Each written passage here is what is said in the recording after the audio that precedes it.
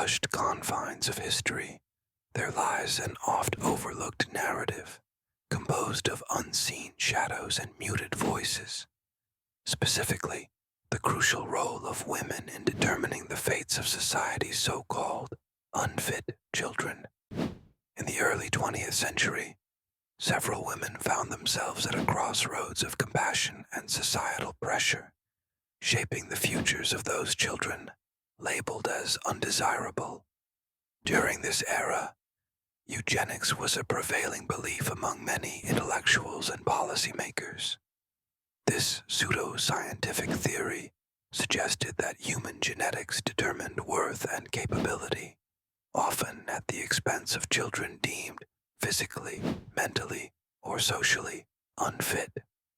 As the world swayed under the grand banners of scientific progress, trained social workers, typically women, acted as mediators between science and humanity. These women, often the first person to interact when a child was born into poverty, disability, or disadvantage, wielded significant influence. Their decisions could oftentimes dictate whether a child was supported to thrive within a family setting or sent to institutional care, where unfortunately many faced bleak futures. These social workers had to walk a delicate line. Though driven by a desire to advocate for deserving young lives, they operated within a system that subtly demanded conformity to contemporary social norms. Women like Jane Addams in the United States worked tirelessly to advocate for the rights of children living in urban slums. Her foundational work in social housing and settlement projects highlighted the importance of nurturing environments over biological determinism. At a time when eugenicists advocated for sterilization or separation, Addams emphasized reform, education, and infrastructure. In the background, women nurses and caregivers in maternity wards often became covert crusaders for the welfare of infants who were otherwise abandoned. Their quiet defiance against the overarching narrative of eugenics reflected a profound moral stance. These daring women believed in nurturing every child, regardless of societal labels.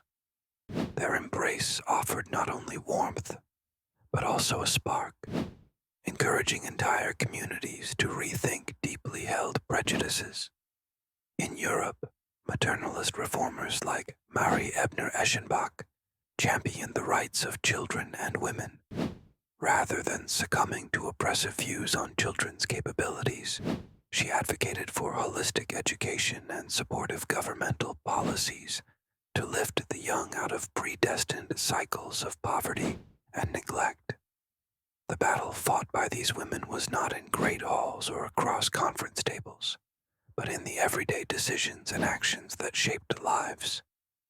Their compassion diluted the harshness of rigid societal structures, subtly steering communities toward a more inclusive and humane viewpoint.